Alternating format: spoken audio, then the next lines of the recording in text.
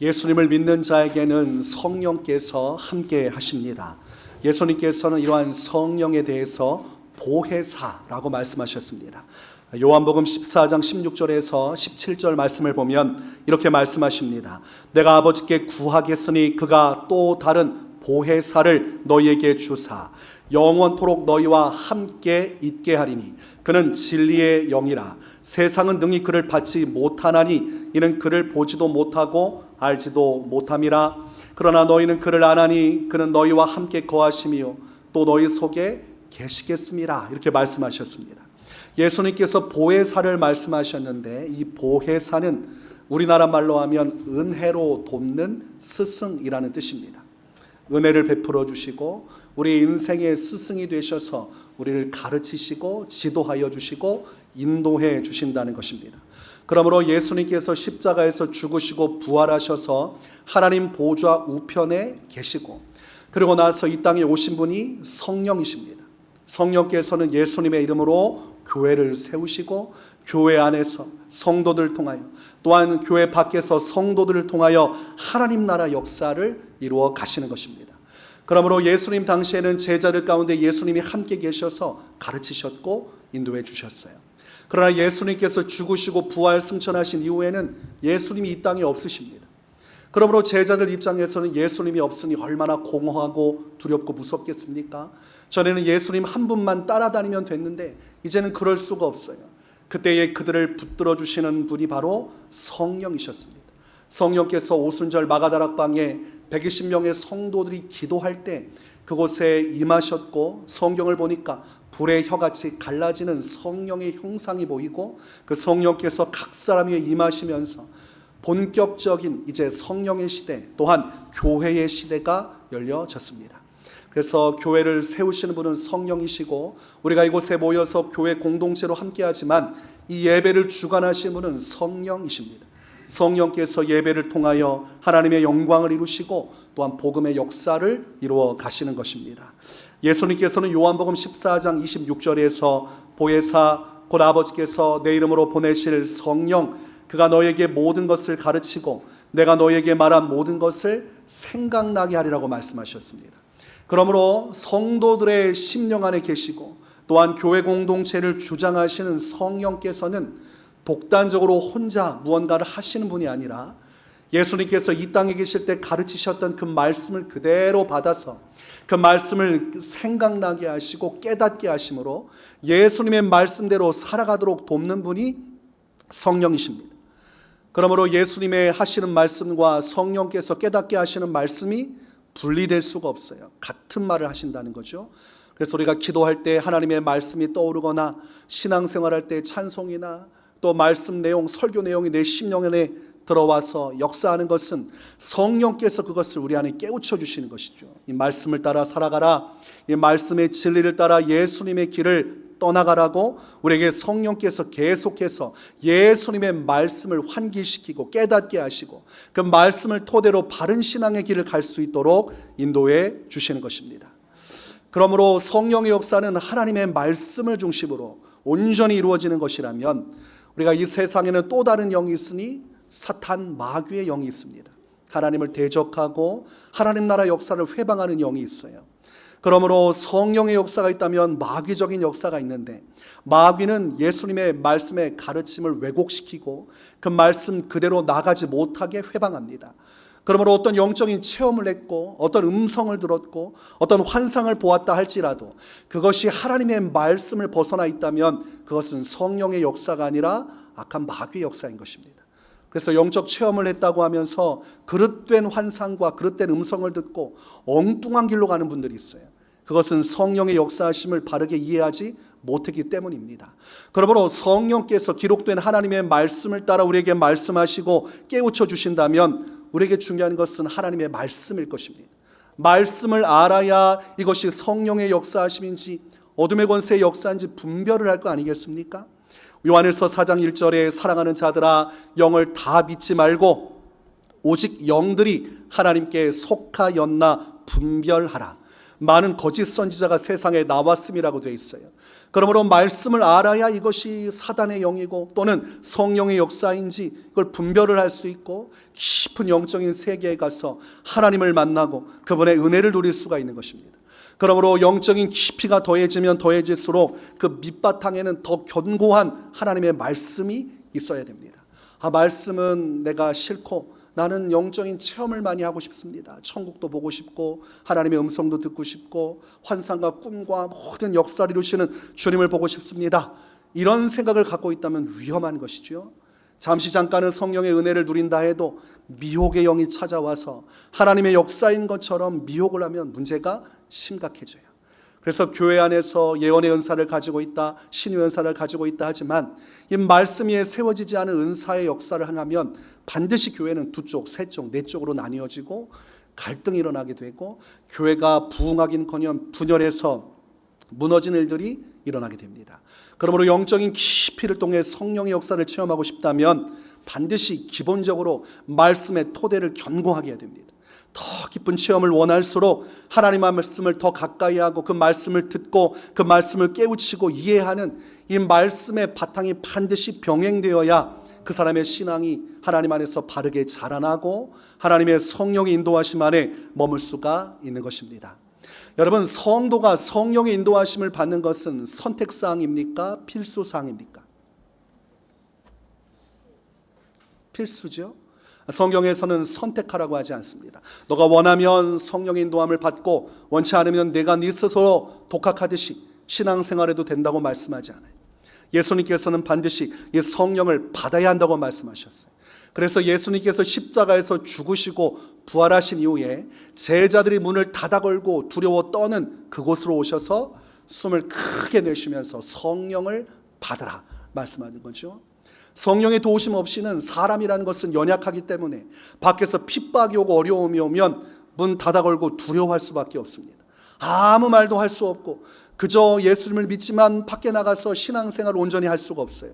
그러나 어떻게 됐습니까? 오순절 마가다락방에 성령께서 강림하시고 충만한 성령의 은혜를 받고 나서 예수님의 제자들은 세상으로 나가서 담대히 복음을 증거했고 그날에 베드로 사도가 설교할 때에 바깥에서 그 말씀을 들었던 3,000명이나 되는 사람이 회개하고 예수님을 구주로 믿었던 것을 본다면 성령의 인도하심 안에 거하는 것, 그분의 도우심과 역사하심 속에 살아가는 것은 선택적인 것이 아니라 반드시 필수적인 것이고 성도라면 이 성령의 은혜를 누리고 성령의 인도하심 안에 거하는 바른 신앙의 여정을 걸어가야 한다는 사실을 알 수가 있습니다. 로마서 8장 1절에서 5절까지의 말씀을 보면 사도 바울은 신앙의 비결을 말씀합니다. 어떻게 하면 온전한 신앙생활을 할 수 있는가? 어떻게 하면 하나님께서 원하시는 성도로서 바른 믿음의 길을 걸어갈 수 있는가? 어떻게 하면 저 천국에 이르기까지 사탄 마귀의 시험과 세상의 유혹을 이기고 하나님의 제자로서 믿음의 승리를 이룰 수 있는가? 그 비결을 사도 바울은 성령으로 설명을 합니다. 성령의 역사하심, 그 은혜만이 성도를 성도되게 하고 그 믿음을 온전하게 할 수 있다고 가르치고 있습니다. 그러므로 이제 그리스도 예수 안에 있는 자에게는 결코 정죄함이 없나니 이는 그리스도 예수 안에 있는 생명의 성령의 법이 죄와 사망의 법에서 너를 해방하였습니다. 율법이 육신으로 말미암아 연약하여 할 수 없는 그것을 하나님은 하시나니 곧 죄로 말미암아 자기 아들을 죄 있는 육신의 모양으로 보내어 육신의 죄를 정하사 육신을 따르지 않고 그 영을 따라 행하는 우리에게 율법의 요구가 이루어지게 하려 하심이니라. 육신을 따르는 자는 육신의 일을, 영을 따르는 자는 영의 일을 생각하나니 육신의 생각은 사망이요 영의 생각은 생명과 평안이라고 되어 있습니다. 사람은 육신 안에 거하기 때문에 육신의 길을 간다는 거죠. 하나님의 말씀을 어기고 세상 쾌락과 성공과 명예를 쫓게 되어 있어요. 그러나 그 육신대로 살면 안 된다는 것입니다. 성도로서 온전한 믿음의 길이 아니라는 거죠. 그러므로 육신을 따라 살 것이 아니라 영을 따라 살아야 하고 성령께서 주시는 그 은혜와 성령의 감동하심을 따라서 하나님의 말씀에 순종하는 길로 갈 때 그것이 바로 우리에게 율법의 요구가 이루어지게 하려 하십니다. 성령을 따라가면 하나님의 말씀에 순종할 수 있는 힘과 용기가 생깁니다. 내 안에는 하나님의 말씀대로 살아갈 힘이 없어요. 그러나 성령께서는 그 힘이 있습니다. 성령을 가까이 하고 그 은혜 안에 거하는 일들을 행하면 성령께서 우리 안에서 영적인 충만함 속에서 하나님의 말씀을 따라 살아갈 수 있는 힘과 용기를 주신다는 거죠. 그러므로 신앙생활의 전부는 나의 결단과 노력이 아닙니다. 하나님의 성령의 은혜입니다. 여전히 나의 결단과 노력만으로 신앙생활한다면 그것은 구약시대의 율법의 한계를 벗어나지 못하는 신앙생활할 뿐이에요. 말과 행실이 달라지고 하나님의 뜻 안에 머물기보다는 생각으로만 주님을 경외하는 길로 가게 됩니다. 그러나 우리가 성령의 은혜를 따라 신앙생활한다고 하면 그분께서 주시는 힘을 통해서, 그분이 주신 감동을 통해서 내가 믿은 대로 살아갈 수 있게 되는 거죠. 그러므로 외식과 위선의 신앙생활이 아니라 정말 사람들이 나를 보는 모습과 나의 속마음이 다른 것이 아니라 내가 믿는 예수 그리스도의 말씀을 따라 내 안에서 역사하시는 성령의 도우심으로 이제는 진실한 성도로서 살아갈 수가 있는 것입니다. 여러분, 그렇다고 해서 신앙의 노력과 결단이 필요 없는 것은 아니에요. 우리가 성령의 은혜를 얻으려면 우리가 노력하고 결단해야 됩니다. 예배의 자리에 가야 은혜를 받게 되겠죠. 성령의 역사하심이 있는 곳에 가야 성령의 은혜를 누릴 수가 있어요. 공동체 속에 역사하시는 성령님, 믿는 자들이 모여 예배하고 기도할 때 그 안에 성령의 강림이 일어나고 그 속에서 우리가 주님의 은혜를 받으려면 노력하고 결단해야죠. 세상의 것 중에 우선순위를 뒤로 두고 하나님께 예배하는 길을 위해, 하나님께 기도하는 시간을 위해서 내 것을 내려놓고 하나님의 것을 선택하는, 우선순위를 조정하는 이런 결단과 노력이 있을 때 우리가 은혜의 자리에 가고, 그때 가난한 심령으로 주님을 갈망할 때 성령께서 우리 안에 크신 역사를 이루는 것입니다.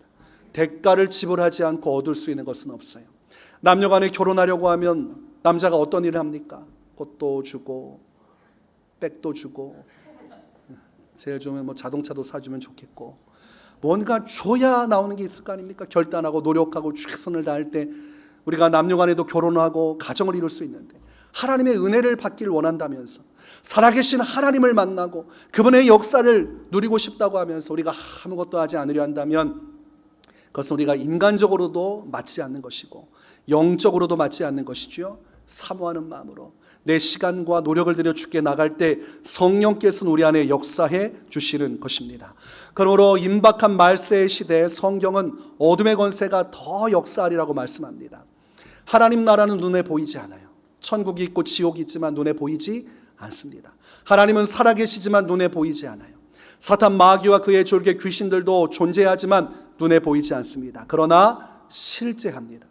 우리가 육신의 눈으로 보면 하나님의 세계는 아무것도 없는 것 같고 이 지구상과 우주만 보이고, 그래서 그 안에서 진화론을 택해서 사람이 진화해서 오늘에 이르렀고, 그렇게 우리는 우연 속에 만들어진, 어쩌다 보니까 생겨난 우주의 시작과 진화의 끝이라고 얘기하지만 그것은 우리가 깊이만 들어가도 맞지 않는 것이죠.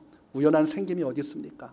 우리가 지금 존재하는 모든 것들 다 사람이 만들고 제작했던 것이지, 지금 앉고 있는 의자가 우연히 만들어졌다고 말하면 그것은 말도 되지 않는 것이죠. 우리의 존재도 마찬가지죠. 우주의 존재도 마찬가지.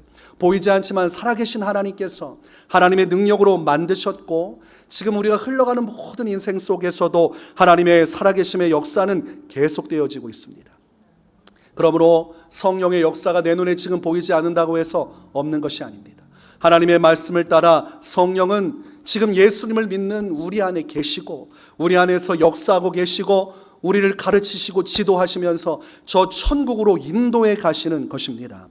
그러므로 본문 26절 말씀에 이와 같이 성령도 우리의 연약함을 도우시나니 우리는 마땅히 기도할 바를 알지 못하나 오직 성령이 말할 수 없는 탄식으로 우리를 위하여 친히 간구하시느니라고 말씀하고 있습니다. 보이지 않지만 성령께서 예수님을 믿는 우리 안에 계시다는 거죠.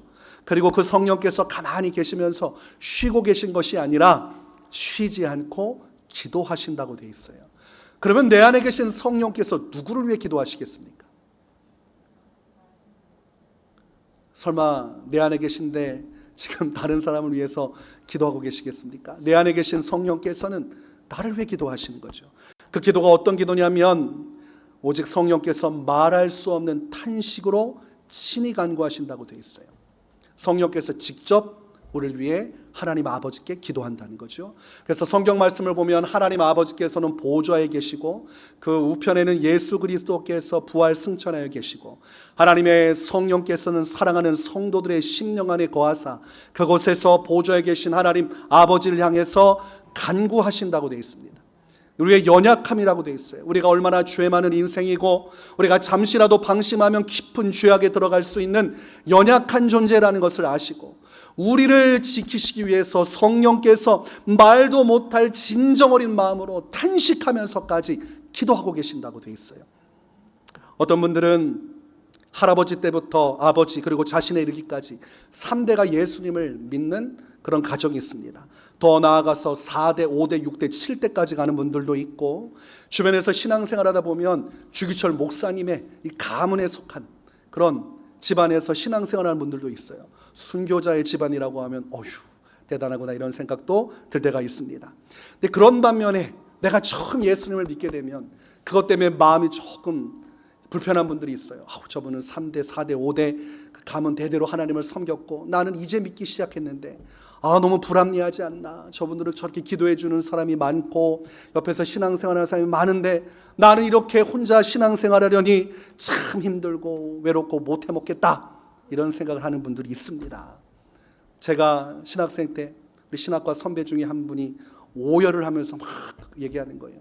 너는 부모님이 목사님이라서 기도도 받고 은혜도 많이 받고 지금도 너를 위해 기도해 주지만 우리 가정은 예수님 믿는 사람이 단 한 명도 없어서 내가 나를 위해 기도하지 않으면 나를 위해 기도해 줄 사람이 없다고 막 오열을 하고 분노하는 걸 보면서 틀린 말은 아니라고 생각을 했었어요.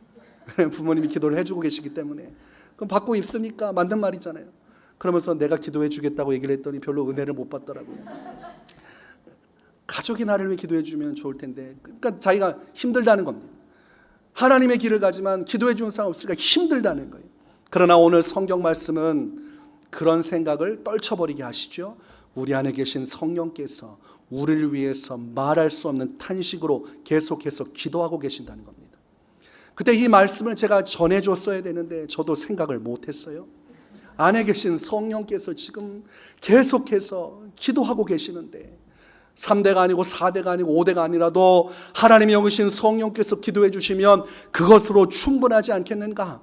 그분이 쉬지 않고 간구하며 보좌에 계신 주님을 위해 당신을 위해 기도하고 계신데 왜 홀로 신앙생활 한다고 나 혼자 힘겹다고 그렇게 괴로워하는가? 여러분은 어떻습니까? 여러분 성령께서는 눈에 보이지 않지만 지금도 우리 안에 계셔요. 그게 진리입니다. 진리는 변함이 없습니다. 내가 인정을 하든 인정하지 않든 진리는 그대로 이루어져요. 내가 하나님을 부정한다고 해서 하나님이 계시지 않은 것이 아니고 천국과 지옥이 없다고 해서 없는 것이 아닙니다. 진리는 내가 모를 뿐 그것은 존재하고 또한 그 뜻대로 이루어져 가는 것이므로 우리 안에 성령께서 계시고 또한 나를 위해 기도하고 계시고 나는 그 엄청난 성령의 도우심 속에서 오늘 믿음의 길을 걸어가고 있다는 사실을 우리는 인정하고 받아들여야 합니다. 예수님께서는 이러한 성령의 역사하심을 바람으로 표현했습니다. 여러분 바람이 눈에 보입니까? 안 보입니까? 근데 바람이 실제 존재합니까? 존재하지 않습니까? 존재합니다.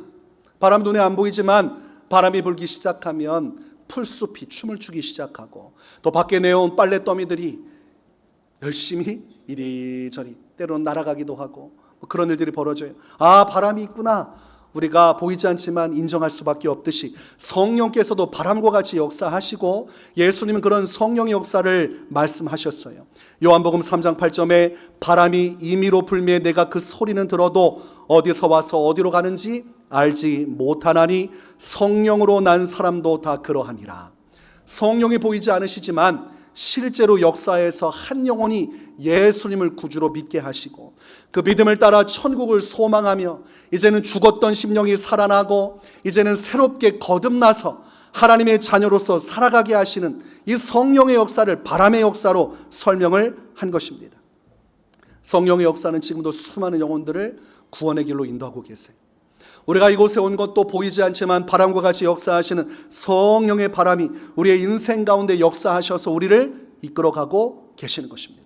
그러므로 우리의 오늘 이 믿음과 우리의 신앙이 성령의 바람이 불고 있음을 나타내어주는 증표라고 할 수가 있겠습니다. 예수님께서 성령을 바람이라고 표현했다고 해서 우리가 성령을 무인격적인 바람과 같은 존재로 여기면 안 되죠. 성령께서는 바람과 같이 보이지 않지만 그분의 역사를 이루시지만 그분은 인격적인 분이십니다. 우리가 서로가 서로 간의 인격을 가지고 대화하고 이야기를 하고 생각하고 판단하듯이 성령께서도 하나님으로서 인격을 가지고 생각하시고 판단하시고 그 뜻을 이루신다는 것입니다.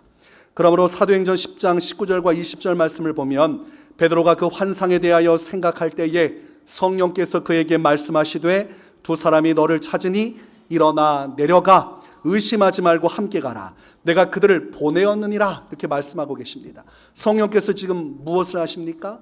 말씀하고 계세요. 하나의 인격으로서 주체가 되셔서 베드로에게 다가오셔서 저 사람들을 믿고 따라가라 이렇게 명령하고 계시고 지도하고 계십니다. 그러므로 초대교회의 사역을 보면 성령께서 인격적으로 나타나셔서 친히 말씀하시고 주장하시는 것을 볼 수 있어요.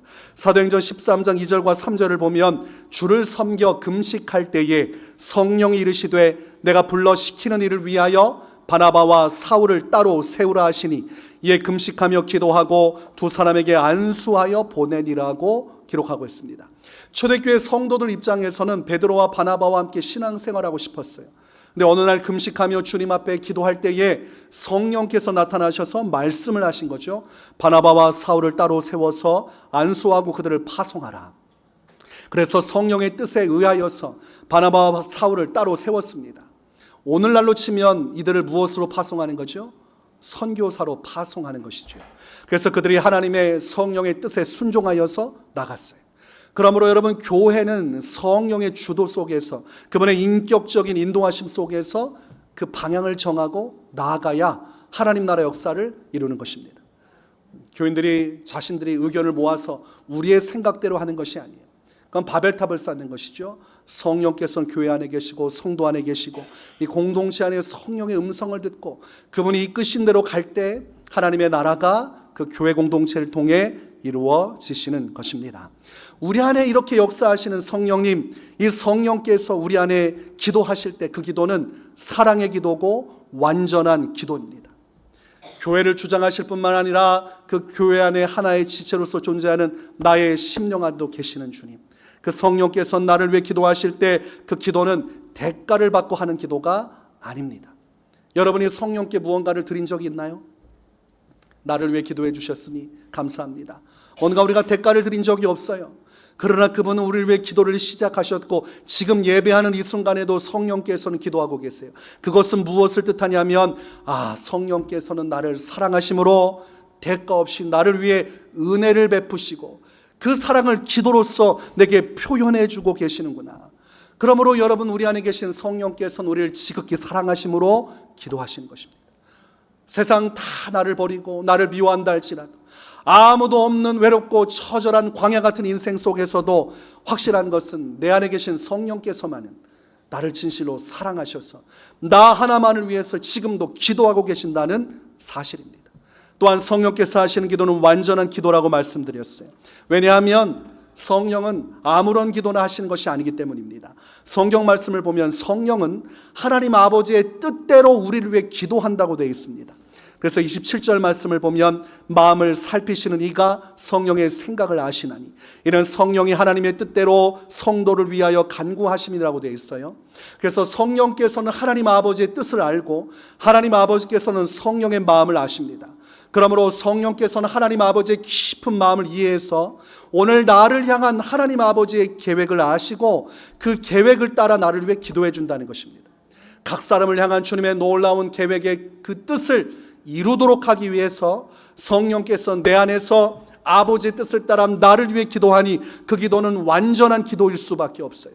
하나님의 뜻을 이루는 기도죠. 주기도문 말씀을 보면 하나님의 뜻이 하늘에서 이루어진 것과 같이 이 땅에서도 이루어지게 하소서 이렇게 기도하라고 예수님께서 가르치셨고 그 기도 같이 오늘도 성령께서는 하나님의 뜻이 나란 인생의 삶 속에 이루어지도록 그 계획을 이루시도록 가장 선하고 아름다운 길로 우리를 이끌어 가시도록 우리를 위해 지금도 기도하시니 그 기도야말로 완전한 기도라고 할 수가 있겠습니다. 성령께서 하나님의 뜻을 따라 나를 위해 기도하시기에 그 기도가 어떤 일을 이루십니까? 오늘 28절 말씀에 우리가 알거니와 하나님을 사랑하는 자 곧 그의 뜻대로 부르심을 입은 자들에게는 모든 것이 합력하여 선을 이루느니라. 우리의 삶에 슬픔과 기쁨과 또는 즐거움과 감사의 일들이 있어요. 희노애락이 있습니다. 좋은 날만 있는 것도 아니고 슬픈 날만 있는 것도 아니에요. 슬픈 날도 있고 기쁜 날도 있고 때로는 충격적인 날도 있고 때로는 아무 일도 일어나지 않은 평범한 날들도 있습니다. 그러나 성경은 하나님께서 우리의 인생을 다 합력해서 그 모든 일들을 통해 가장 좋고 선한 길로 이끌어 가신다고 되어 있어요. 그리고 그것이 왜 가능하냐면 앞선 내용대로 우리 안에 계신 성령께서 우리를 위해 기도해 주심으로 그 기도를 통해서 선한 일들을 이루고 계신다고 말씀하고 있습니다. 그러므로 우리의 인생이 주님의 선하신 계획 속에서 흘러가고 있다면 그 공로는 누구 때문입니까? 확실하게 얘기하십시다. 누구 때문에 우리 인생이 합력하여 선을 이루며 하나님 아버지께서 우리의 인생을 아름답게 만들어 가십니까? 그 은혜를 알고 계십니까? 감사하며 살고 계십니까? 여러분들이 인정하지 않고 세상 속에서 힘들어할 때 여러분 안에서 성령께서 계속해서 탄식하시고 우리를 위해 기도하고 계시는 그 은혜가 오늘 내 삶 가운데 지금 함께하고 있는 것을 깨닫는다면 여러분 그 안에서 우리는 위로받게 되고 그 안에서 소망을 갖게 되고 그 안에서 다시 한 번 더 하나님 앞에 설 수 있는 용기를 얻게 되는 것입니다. 오늘날 세상살이 하면서 많은 성도들이 외롭다고 해요. 참 인생 외롭다. 신앙생활을 하면서 외롭다고 말하지만 그러나 근본적으로 신앙인들은 외로운 존재가 될 수가 없습니다. 여러분 세례 요한은 광야에서 살았어요. 세례 요한의 사명은 오실 예수님을 예비하는 것이었습니다. 그래서 예수님께서 본격적으로 복음의 삶을 살아가시기 전에 먼저 세례 요한이 나타나서 회개의 세례를 베풀면서 회개를 외쳤습니다. 왜냐하면 회개하고 예수님을 믿어야 천국에 갈 수 있기 때문이죠. 그런데 이 광야 속에서 세례 요한이 정말 외로웠는가? 근본적으로 외로운 삶을 살았는가? 만약 그랬다면 외로움 속에 지쳤다면 그는 우울증에 빠지고 삶이 패닉 상태에 빠졌을 것입니다. 사람들과 떨어져서 광야에서 혼자 살아가는 것이 정상적인 삶일 수 없잖아요. 그렇다면 그 외로움 속에서 무언가 문제가 생겨야 되는데 문제가 생기지 않았어요. 왜냐하면 그 광야 속에서도 누가 함께 하셨습니까? 성령께서 함께 하셨기 때문이고 세례 요한은 성령을 경험했고 함께 하시는 성령을 의지하면서 광야의 시간을 살아나갔기 때문에 그 속에서 외로움 속에 몸부림치며 괴로운 것이 아니라 광야 속에서도 위로받고 광야 속에서도 하나님의 은혜를 누리며 살아갈 수 있었던 것입니다. 세례 요한이 이 땅에 태어나기 전 어머니 뱃속에 있을 때 성경 말씀을 보면 천사를 통해서 구주를 잉태하게 될 마리아가 기뻐서 엘리사벳을 찾아갑니다. 그때 엘리사벳의 뱃속에 세례 요한이 있었고 그때 성령께서 엘리사벳에게 충만히 임하실 때 그 뱃속에 있던 아기 세례 요한도 기뻐서 뛰놀았다고 되어 있어요. 그러므로 태어나기 전부터 그 어머니 뱃속에서 성령의 은혜를 체험한 세례 요한은 살아가는 내내 이 성령의 은혜 속에서 하나님의 은혜 받고 그 위로 속에서 주신 사명을 이루어갈 수 있었던 것입니다. 우리가 오늘날 이 놀라운 성령의 은혜 속에 살아간다고 하면 광야 같은 인생 속에서 외롭다고 말할 것이 아니라 우리가 어디를 주목해야 되냐면 우리 안에 계신 성령을 주목해야 됩니다. 세례 요한의 인생 가운데 성령께서 함께 계셨고 광야 같은 인생 속에서도 함께 하심으로 그가 위로받고 힘을 내고 용기를 내고 살아계신 하나님이 주시는 천국의 기쁨을 경험하며 살았다면 오늘 우리도 그렇게 살아갈 수 있는 것입니다. 우리가 자꾸 세상을 보고 세상의 것으로 채우려고 하니까 안 되는 것입니다. 이미 방향을 전환해서 주께로 왔고 우리의 심령이 변화되어서 살아나서 성령의 은혜를 누리고 있는데 다시 옛사람처럼 세상의 것으로 채우려니까 더 안 될 일이에요. 차라리 예수님을 믿기 전에 우리가 구원받지 못했다면 성령께서 오실 일도 없으므로 세상의 것으로 기쁨을 얻고 이게 천국이라고 착각했겠지만 하나님의 은혜를 맛본 다음에는 세상의 것으로 채워질 수가 없습니다. 그러니까 자꾸 앞으로 나아가 성령의 은혜를 누리지 못하고 다시금 옛 생활로 돌아가서 세상의 것으로 채우려고 하니까 이도저도 아닌 사람이 돼서 외롭고 쓸쓸하고 더 마음이 괴로운 것입니다.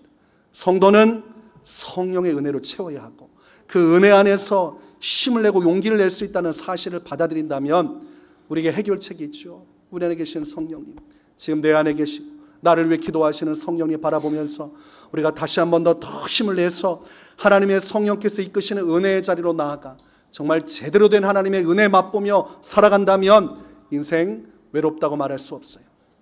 오늘 내 영혼이 은총 입어 찬양처럼 그 어디나 하늘나라, 어디에 가도 하늘나라예요. 왜냐하면 여기에 가도 하나님이 계시고 저기에 가도 하나님이 계시죠. 근본적으로 말한다면 저기에 가도 내 안에 성령께서 계시고 여기에 가도 성령께서 계셔요. 주변 사람들이 다 나를 떠나가도 누가 계셔요? 성령께서 계시고 나를 위해 기도하고 계시니 외로울 틈이 있겠습니까? 무인도에 가도 배구공에다가 얼굴 하나 그려놓고도 사는데 살아계신 하나님께서 내 안에 계셔서 그 인격자 되신 주님이 나를 위해 기도하고 내게 말씀하시고 가르치시고 권면하시고 위로하시고 또 때로는 죄악된 걸 책망하신다면 외로울 틈이 있습니까? 대화도 하고 감사도 하고 그 성령의 은혜를 누리면서 살아간다면 얼마나 감사하겠습니까? 여러분, 외롭고 쓸쓸할 때 성도는 어디에 주목하냐면 성령께 주목해야 돼요. 성령님 제 안에 계시지요. 저와 함께 계시지요. 성령님 지금 저를 위해 기도하고 계시지요. 제가 참 문제가 많습니다. 저를 위해 기도하시느라고 너무 고생이 많으시지요.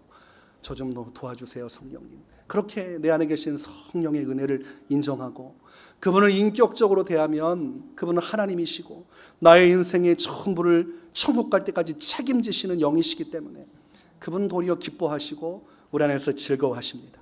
그러나 우리가 내 안에 계신 성령을 부정하고 성령께서 주시는 감화와 감동을 부정하고 세상의 길로 갈 때 어떤 일이 벌어지냐면 성령께서 마음 아파하시고 괴로워하신다고 되어 있어요.